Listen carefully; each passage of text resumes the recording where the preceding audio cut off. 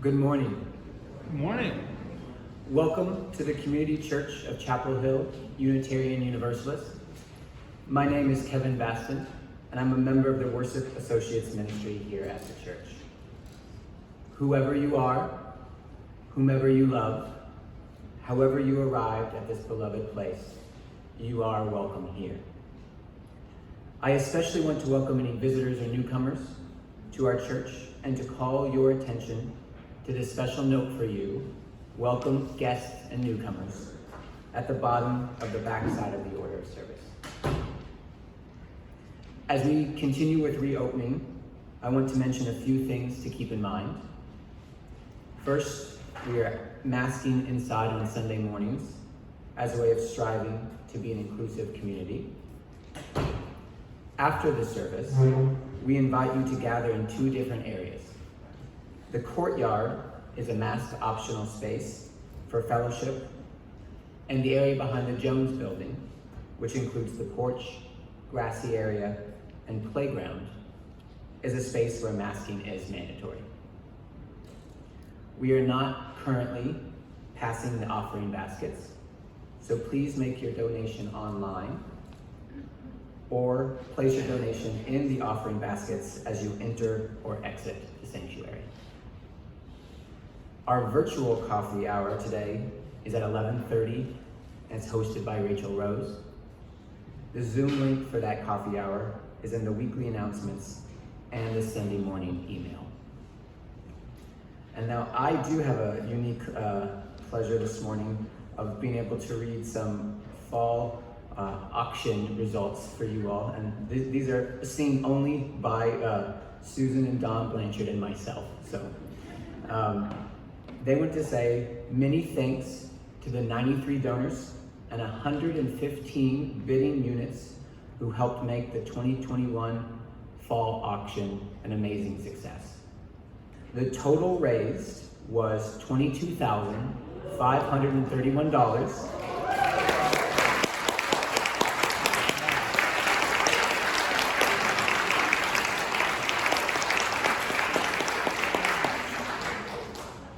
That's a new auction record. So thanks to everyone who participated, of course, and thank you especially to Don and Susan. So congratulations to everyone. And now I invite you to please turn off or silence any cell phones during our service to maintain a worshipful experience. And our opening hymn this morning is hymn number 311 in the gray hymnal, Let It Be a Dance. Please stand as you are able and join in singing.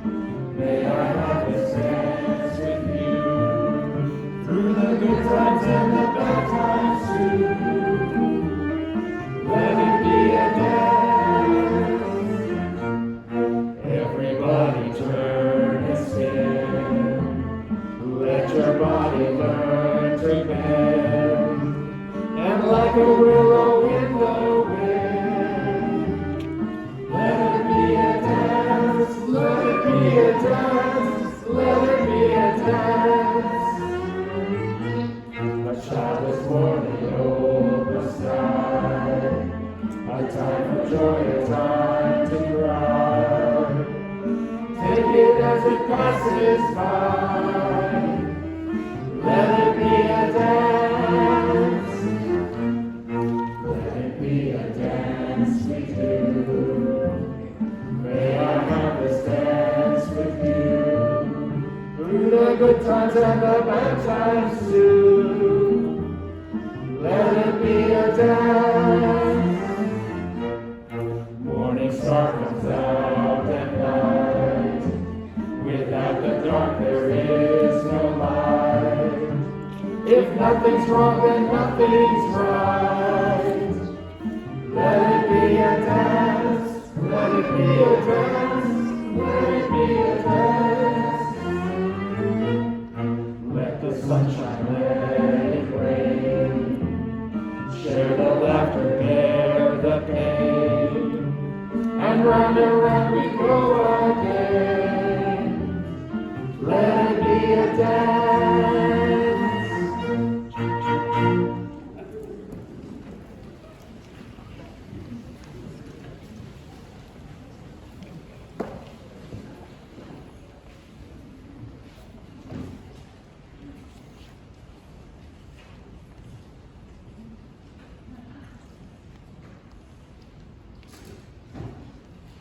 In last week's service, we heard the choir sing two beautiful poems by Wendell Berry, set to music by the composer Malcolm Dalglish. As a poet and environmental activist, Wendell Berry is best known for his poems about the natural world, but his poetry touches on other topics as well. This morning's service explores the theme of authenticity, the theme of welcoming and revealing the truth of who we are. In that spirit, consider these opening words by Wendell Berry. Do not think me gentle because I speak in praise of gentleness, or elegant because I honor the grace that keeps this world. I am a human being, crude as any, gross of speech, intolerant, stubborn, angry, full of fits and furies. That I may have spoken well at times is not natural. A wonder is what it is. Come, let us worship together. You'll find the words for today's chalice lighting in your order of service. If you wish to do so, please join me in reading them. I am afraid of things that cannot harm me, and I know it. I yearn for things that cannot help me, and I know it. What I fear is within me, and within me too is what I see.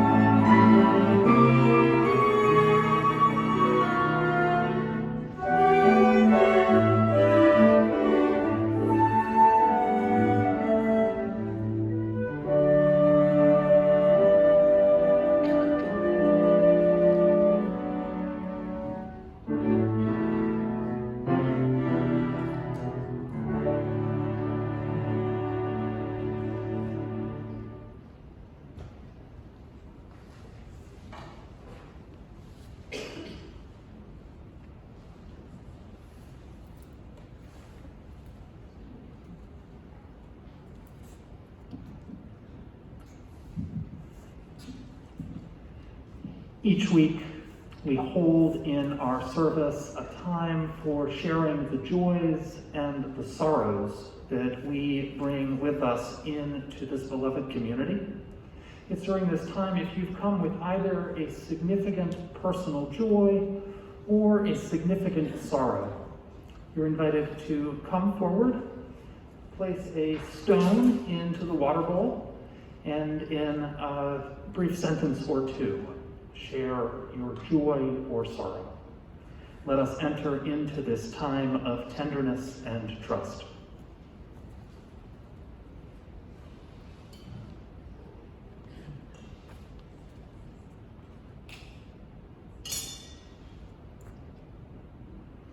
Hi, I'm Dania Wright, and last night my sister proposed to her girlfriend Hannah, and we're so excited to have Hannah be joining our family, and our boys are just they've won the auntie lottery. They already had my sister and Andrew's sister, and now they pretty much worship Hannah, so we're so excited for them.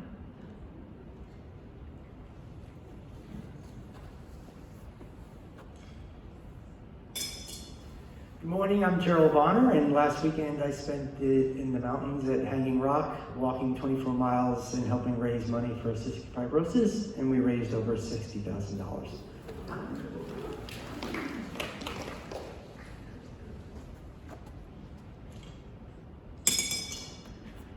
Good morning, my name is Dave Clibino, and I have a joy to share, which is that my wife, Donna Washington, her new book, Boo Stew, got a great review by the New York Times last week.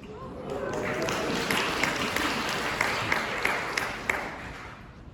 that's going to be hard to follow.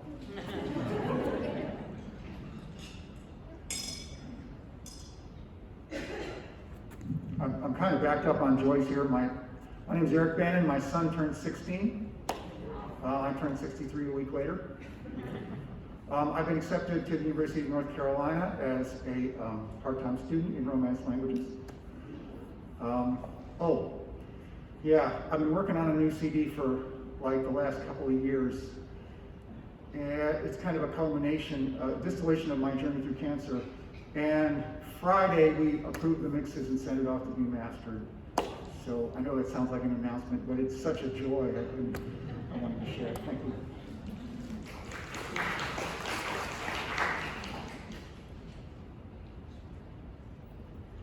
Hello, my name is Meg. I have 4 children, 24 and 21. Both of them went through all the programs here, and our favorite was coming of age. And I have a 13 and a 15-year-old, and they acted like all these years they weren't going to do it.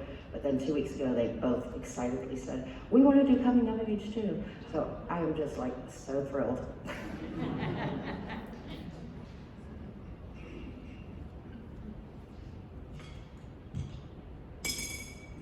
I feel a little badly after all of those joys, so mine's not a joy.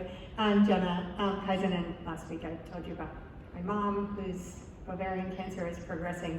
And this week, my dad was admitted to the hospital with some unknown things going on, and is awaiting meeting the doctor and possible surgery as well. So lots going on in my family. It's hard to have aging parents.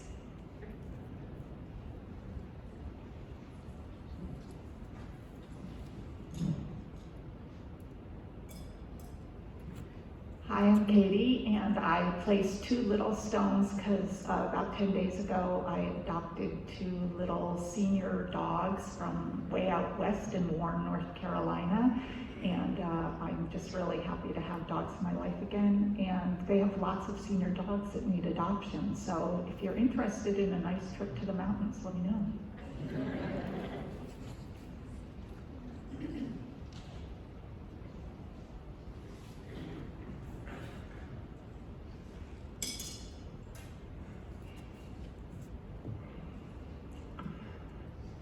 Place a final stone for all the joys and sorrows that we hold in our hearts that were unspoken this morning.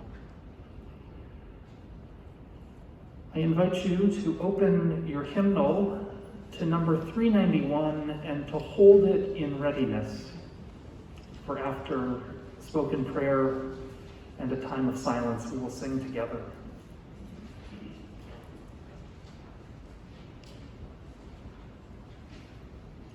I invite you to pray and to meditate.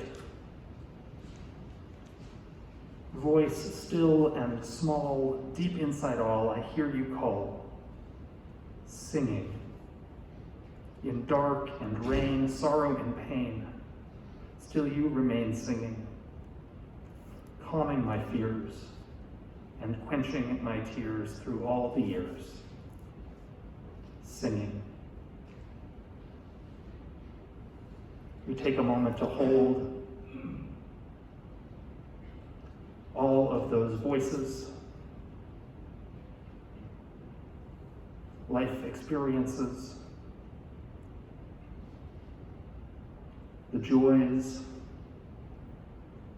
of creativity and art, the joys of new adventures, connections, new members of our family.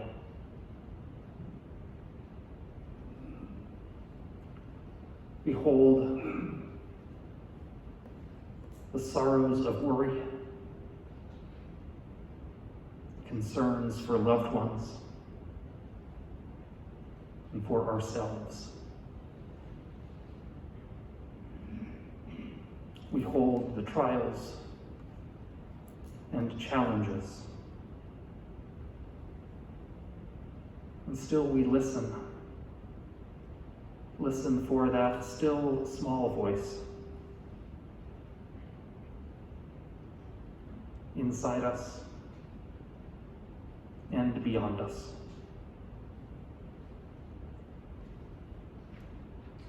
Asking us to live with courage, to live with compassion, to practice the difficult art of forgiveness,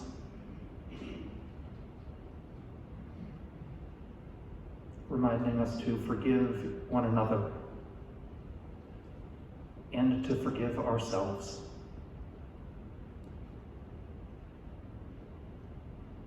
I invite us to take a few moments to listen deeply within for what that still small voice is saying. Won't you be still with me for a time?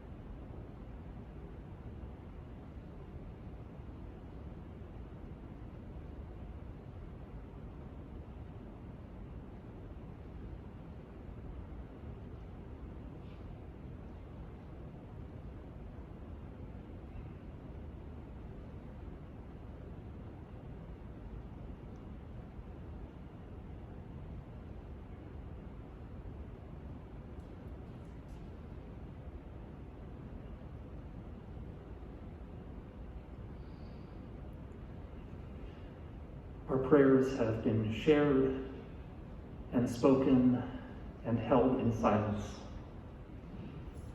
Let us sing together, number 391.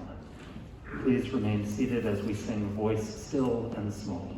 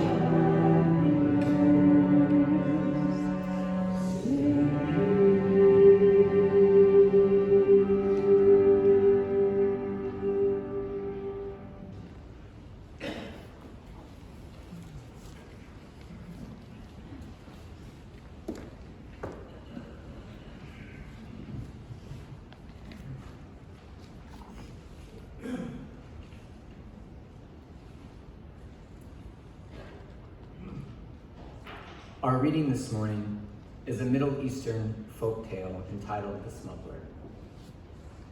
And it's a pretty fun one.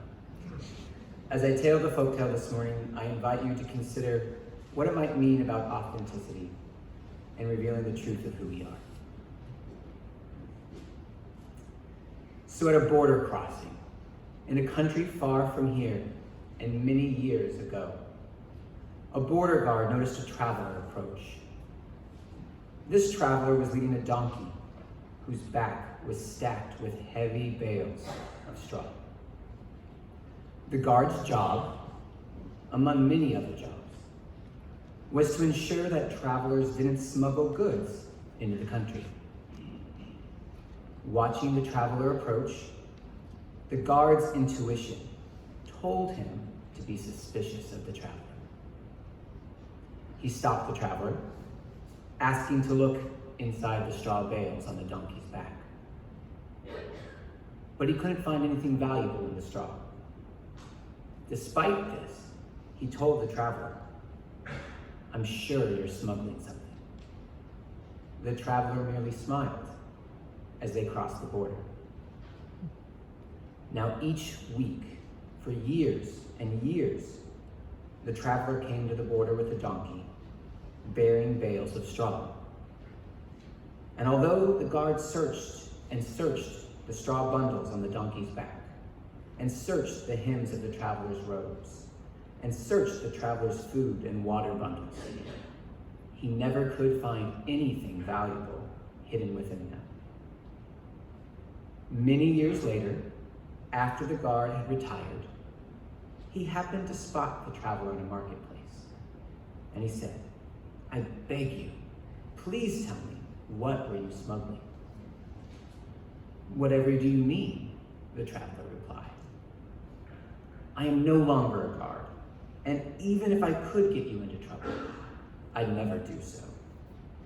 For years and years, I knew you were smuggling something, and I only want my curiosity satisfied, so that I can die in peace and wonder no longer." The traveler leaned in. You're right. Every time I crossed that border into your country, I was smuggling." "What?" cried the retired guard. "Donkeys."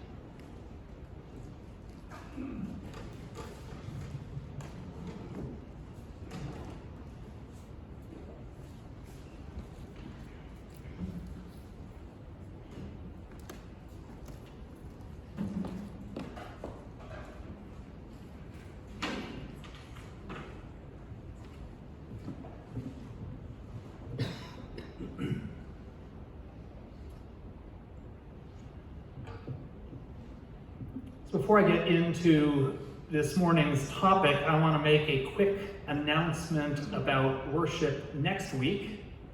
Next Sunday, Halloween, we're going to be holding a Day of Remembrance service. Actually, we're going to be holding 2 Day of Remembrance services, and they're both going to be a little different. The first service is going to be held at 9:30 indoors here with music from the choir, right? Music from the choir and a homily from me and a remembrance ritual. And the second service is going to be multi-generational, and it will be held outside down at Memorial Rock at 11:15, and will include music from our youth and a story and ritual from Marion and Kat. So remember, 9:30 inside, not as multi-generational, 11:15 outside, multi-generational. And you might want to check your email this week for more information, maybe what to bring if you're coming. Now we return to our previously scheduled programming.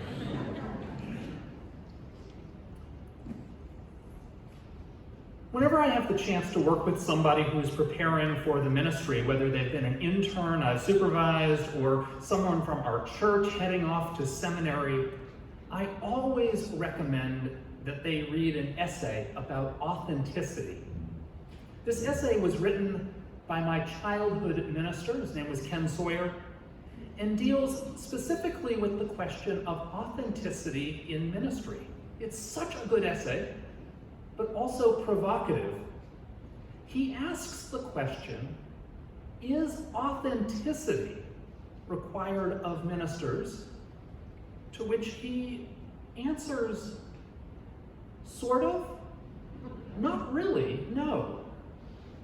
And then he asks the question, so is being a minister like being an actor, like skillfully playing a role? To which he answers, sort of, not really, no.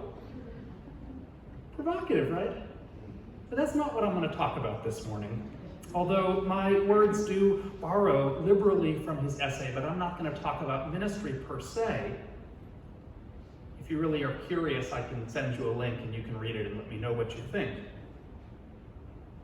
I suppose what got me thinking about authenticity is the fact that Halloween is approaching, just a week away.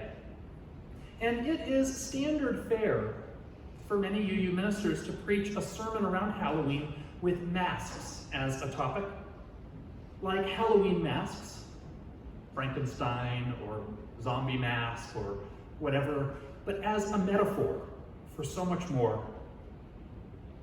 UU minister Rick Davis explains, people began wearing masks around this time of year because it was believed that the souls of the departed roamed the earth, and All Hallows Eve in late October provided one last chance for the dead to wreak vengeance on their living enemies before moving on to the next world.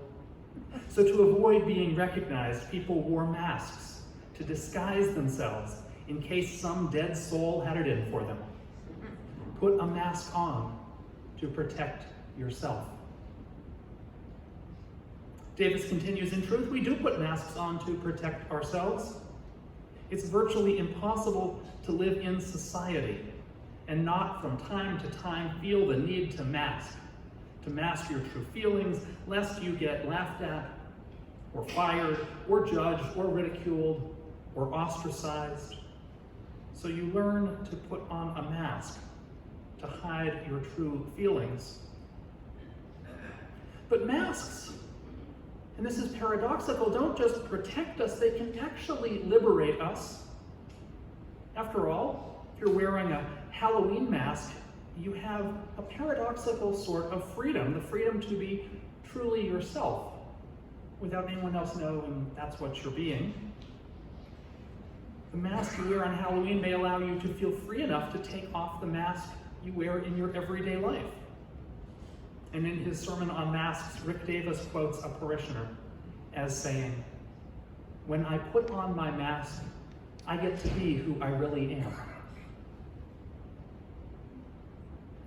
Of course, in these times in which we are living, it's impossible to talk about masks without also speaking of masks that most of us wear in public most of the time. I've heard people say they hate masks. Who has ever said that they hate masks? They don't recognize people. You have no idea whether the person you're interacting with is smiling or grinning or smirking or grimacing or frowning or scowling behind their mask. And I've heard people say that they love masks because other people have no idea if they are smiling or grinning or smirking or grimacing or frowning or scowling behind their mask. Masks are awful. It's so hard to know what anyone else is feeling. Masks are wonderful. I don't have to try as hard to hide what I'm feeling. How liberating.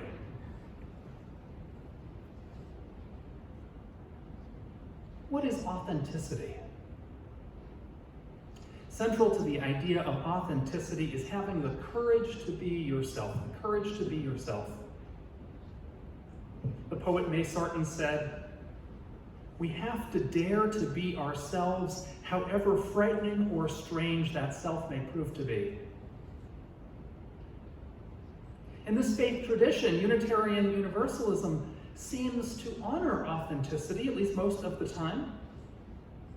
Consider those words that are said each Sunday by the worship associate: whoever you are, whomever you love, however you arrived at this beloved place, you are welcome here. Free to be your authentic self. Or consider that hymn from our Teal hymnal we sang a couple weeks ago. How could anyone ever tell you you were anything less than beautiful? How could anyone ever tell you you were less than whole? How deeply you're connected to my soul. It's about honoring the authenticity in others. Or consider that our theology starts with honesty. You're encouraged to begin by being honest about what it is you do or don't believe. Our popular spiritual exploration for adults course is even entitled Building Your Own Theology. Authentic faith is about believing what it is that you believe. It starts with authenticity. It's what grounds it. So who could possibly be against authenticity? My childhood minister tells a story of a time the children's author, Daniel Handler, better known as Lemony Snicket, people know Lemony Snicket, was interviewed on NPR by Terry Gross. And Terry Gross asked him, "Daniel, have you run into any parents, teachers, or librarians who object to either the tone or the content of your books?" To which he replied, "Not nearly as many as I thought I would. There have, though, been a few isolated complaints I've heard. Like a woman in Oregon came up to me at a bookstore and said, 'You know, in one of your books, you teach that it's sometimes necessary to lie, and that seems like a very disturbing lesson to me. Can you name one time when it would be absolutely necessary to lie?'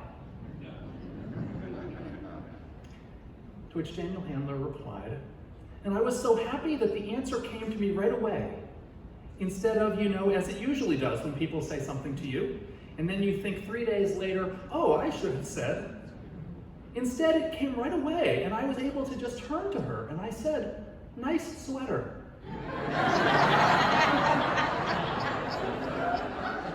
And I was just really proud of that. Handler went on in his interview, "I mean, of course you have to lie. I can't imagine that you would want to teach your children never to lie under any circumstances. That's not going to serve the child well when the child goes to a birthday party and is forced to say whether or not he or she has had a good time."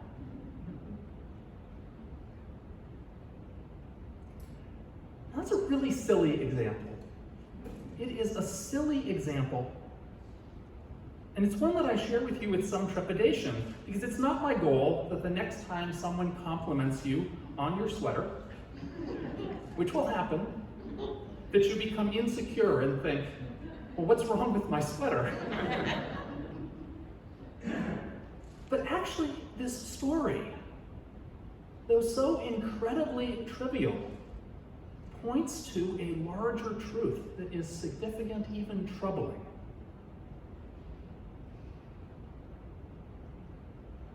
Think of the world of, use a metaphor, I'm going to use social media as the metaphor here.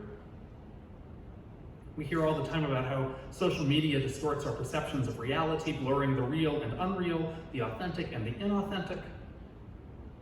It invites us to curate our lives, to decide which parts of our life we'll show the world, reveal. And there's even an option with photographs to add a filter. Has anyone ever heard of adding a filter?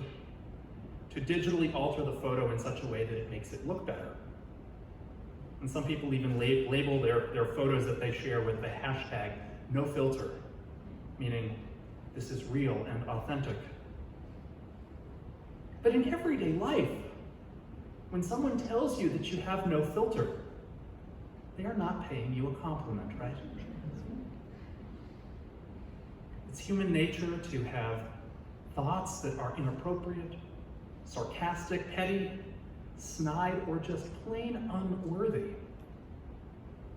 And what's called for, as Daniel Handler's story illustrates, is not authenticity, but a better filter, a mask. Ken Sawyer quotes the famous Jungian psychologist Yolanda Jacoby as saying this: each of us is obliged to play various roles in life, and consequently to wear a mask. To the extent that everyone is a part of an organized world and a member of a social group, each of us has to have at least one persona. The development of our persona is in fact a universal human archetypal process which forms the growth of our soul and is essential to the attainment of maturity.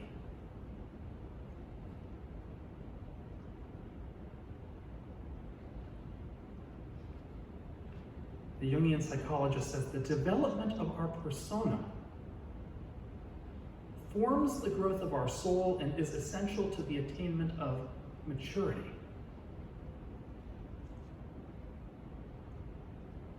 Think of that passage from Wendell Berry that Kevin read at the beginning of our service this morning.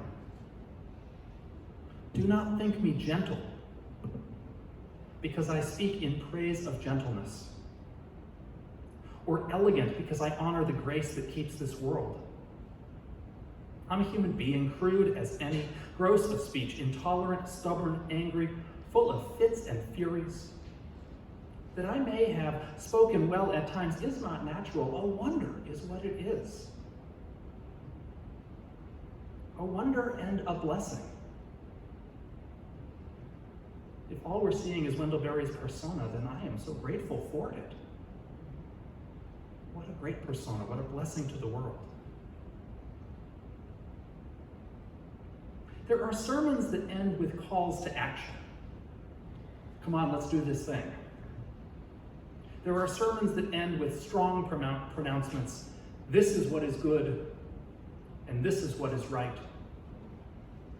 And then there are sermons like this one that end with questions, with simply an invitation to ponder and reflect.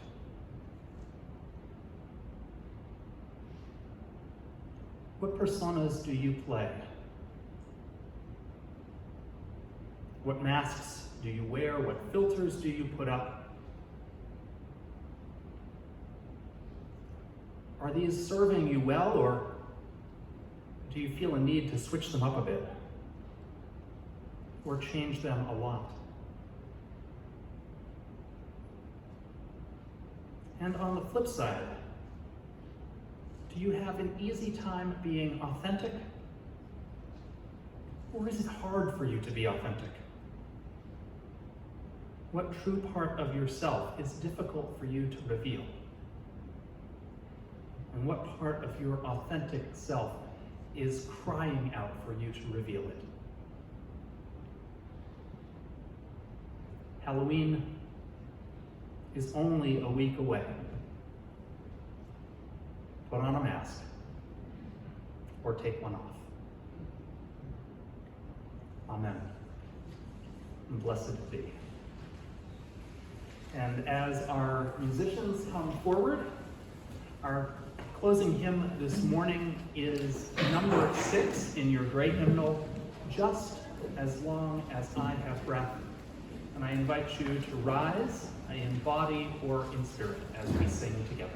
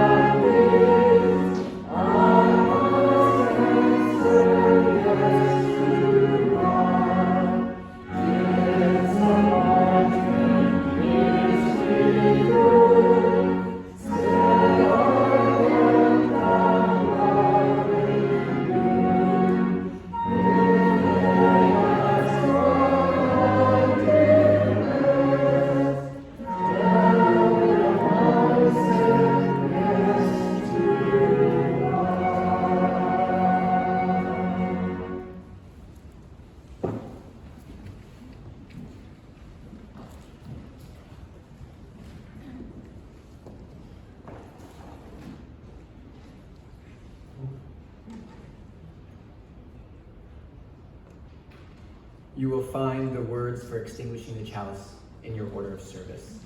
Please say them with me. We extinguish this flame, but not the light of truth, the warmth of community, or the fire of commitment. These we carry in our hearts until we are together again. And now it is time for us to sing Shalom. In keeping with our COVID protocols, if you prefer not to hold hands during the singing, just cross your hands over your chest. If you are comfortable holding hands with those around you, please indicate that by putting your hands out to the side.